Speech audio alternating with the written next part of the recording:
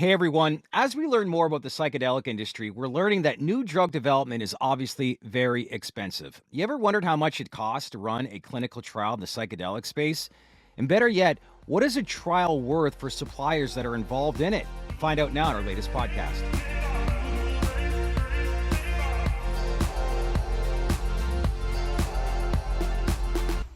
Hey everyone, welcome to the Dales Report podcast, and happy to be joined back to the podcast here this afternoon. Tim Moore, CEO of HAVN Life Sciences, which trades on the CSE under the ticker symbol HAVN and on the OTC under the ticker symbol HAVLF. Tim, great to see you. How are things?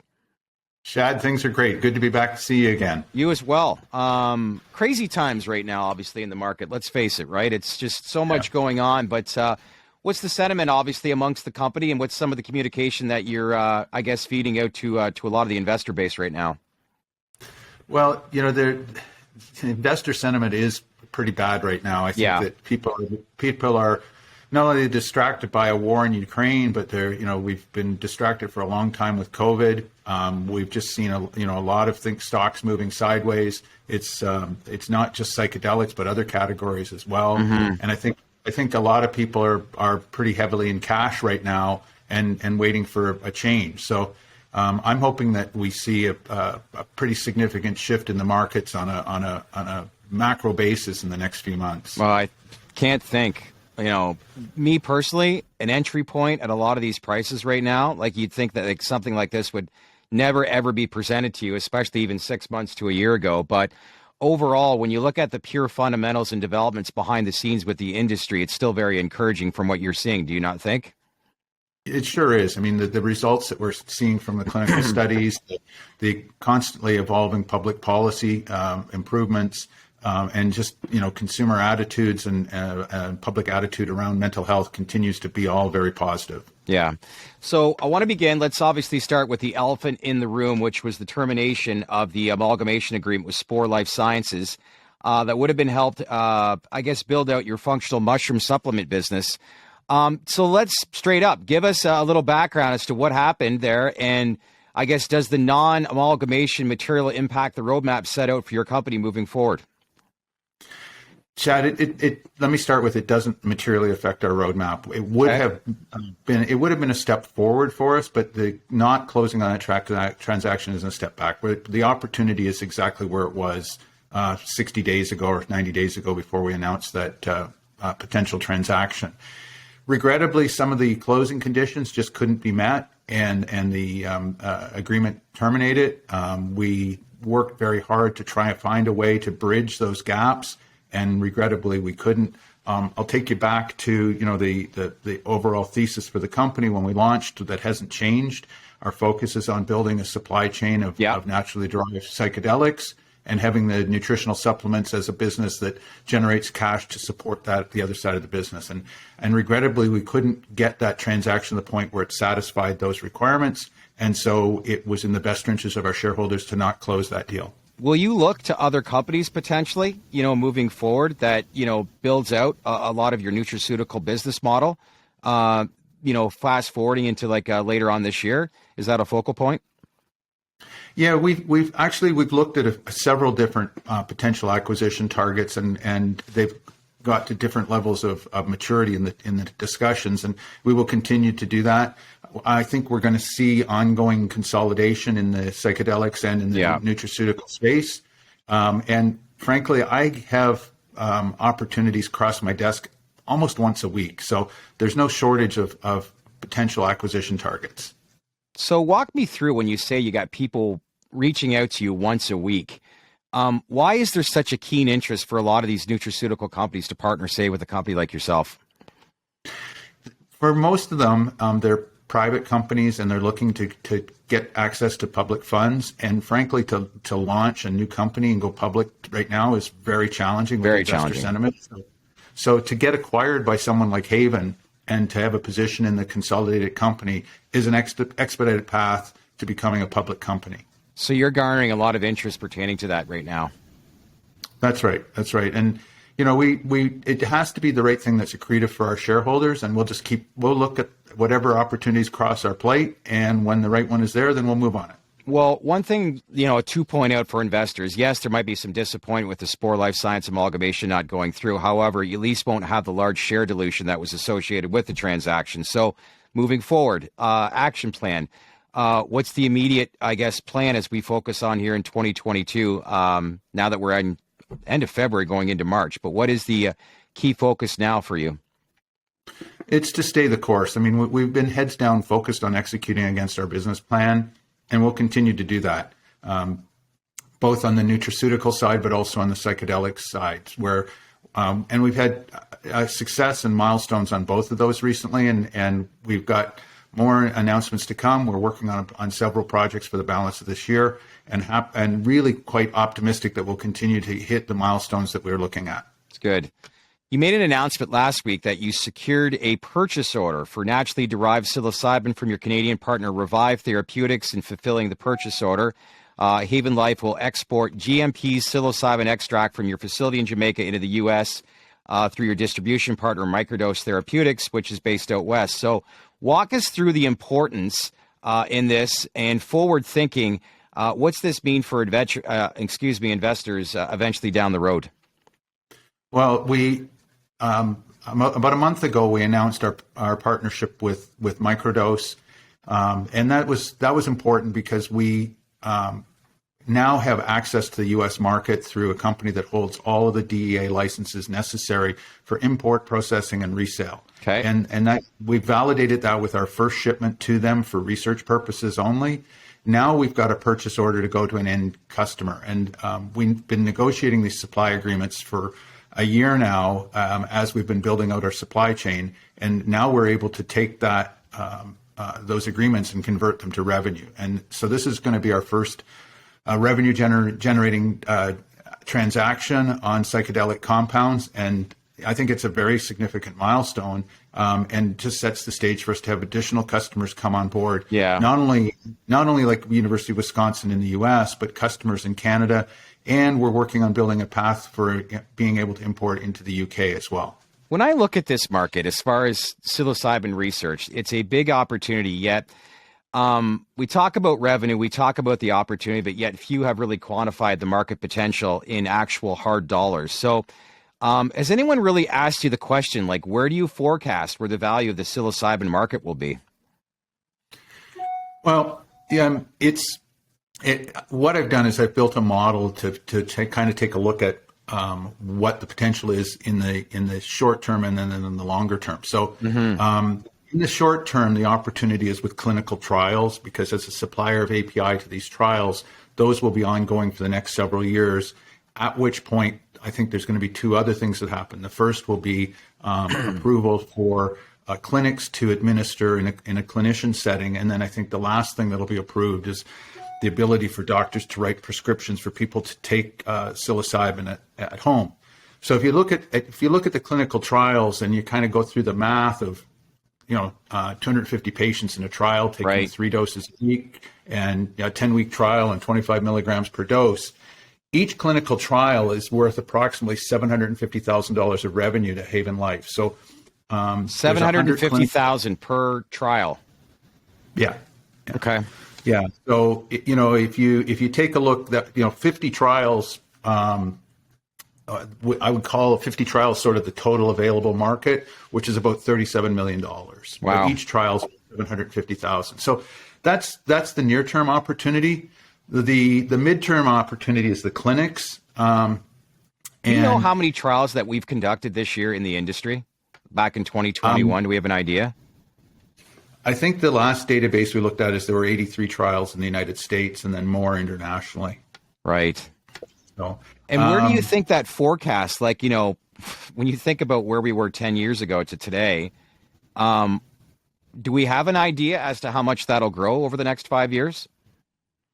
Well, just the nature of drug development, you get larger and larger trials with larger populations of patients. Yeah. So those numbers, even if it's fewer trials, it's going to be more patients in total. Mm-hmm. So, and then, as I said, the next opportunity will be, in my opinion, clinics being able to administer. So think of the ketamine clinics having the ability to add psilocybin, and you've got a trained a clinician with you while you're having it administered, and they have the follow-up, and they put together a counseling program and the whole thing to treat the entire patient, because that's part of what mental health is all about. But if you look at the clinics and what the market potential is there, take the 300 clinics that are currently administering ketamine and assume no more clinics are built, which I think is pretty conservative.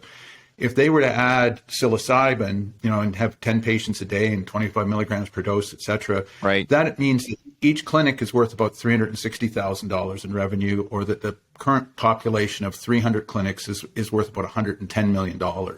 So that's where I see the opportunities over the next 3 years. When we get to the point where prescriptions are being written, Chad, I don't even want to predict that. I know. Billions being spent on treatment for anxiety and depression. And if you're having millions and millions of scripts written on it, it's going to be a big number. So big numbers for sure. How do you capture that? That's the key. How do you capture that? Well, we have first mover position right now because of our having been able to ship this naturally derived psilocybin. And I think we need to continue to drive that and to develop our products. We have 3 distinct products right now. One is dried homogeneous ground mushrooms that can be used by if people want to use that to make an infused beverage or in capsules. But that's kind of one end. In the middle, we have what we're referring to as our crude extract, which provides a higher concentration of the active. And then you go all the way to bright and you go to the isolate of the API, psilocybin and psilocin. So those 3 different product types is what we'll continue to develop. Encouraging, isn't it? Yeah. That's what gets people excited when you kind of break down the numbers like that. Outside of numbers, it's incredible when we look at all the wins that are happening, like, legislative wins in state Congress throughout the U.S. Like, you and I talked about, I remember that was right around the election when they, I think, decriminalized I think it was recreational drugs, obviously, in the state of Oregon, as well in D.C. And now you look at all these other areas across the U.S. and how it's developed in just 12 months. But I remember you originally saying that you think that psilocybin will be legalized federally before cannabis will. Do you still believe that? Yeah, and it's not about legalizing it. Let's remember that it's not illegal. It's just highly regulated. Yeah. Right? Like guns and alcohol and tobacco are highly regulated. So I think that you're going to be able to get a prescription federally for psilocybin before we're going to see a federal approval of cannabis. What makes you believe that? Decades of clinical research. Yep. The fact that mental health is such a large and growing issue, and the rather fast evolving public policy. You cited these places, D.C., Denver, Oregon, Ann Arbor, and more come along. That decriminalization doesn't in and of itself create a commercial opportunity, but what it does is it shows the destigmatization of psychedelics and that public policy is moving. And I think the bigger story, and we talked about this before, was the DEA increasing the limits that researchers can hold on these compounds. It used to be really small amounts, and now you're talking material quantities. And that is a big move, the DEA being a fairly conservative entity, and being the at the forefront of the war on drugs, and to say, no, now you can hold a lot more psilocybin. And our ability to partner with companies like Mycrodose that have navigated that complicated regulatory landscape and secure all of the licenses and permits they need is terrific. And it's having the right intellectual capital to do that. And that gives you access to the researchers that we want to be selling to, and eventually that will convert to a prescription opportunity. Your distribution partner, Mycrodose, they're one of four companies that have a license with the DEA for research. Is there any specific compound we're getting research, or is it just in general psychedelic research? Do you know? No, they hold licenses for several compounds, including psilocybin, but also mescaline and LSD, and I think MDMA. But they for several compounds, and they're continuing to look at research opportunities. And Chad and Patrick that we deal with there, they're both great guys. They've built a really good business and a great reputation. And in fact, they were awarded Psychedelics Company of the Year at the at the Wonderland event in Miami earlier this year. Does that license with the DA indirectly help you as well?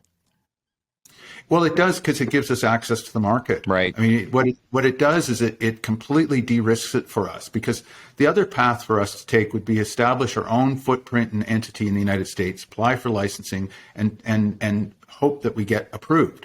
This way, we have instant access by leveraging a license that's already been secured. So it completely de-risks the transaction for us. Yeah, it's.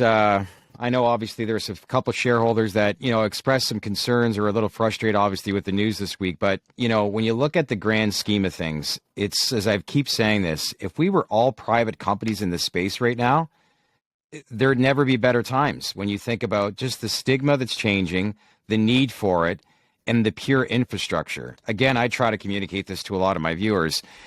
You got to be patient, and it's very difficult for investors today to invest in something that has a long thought out plan.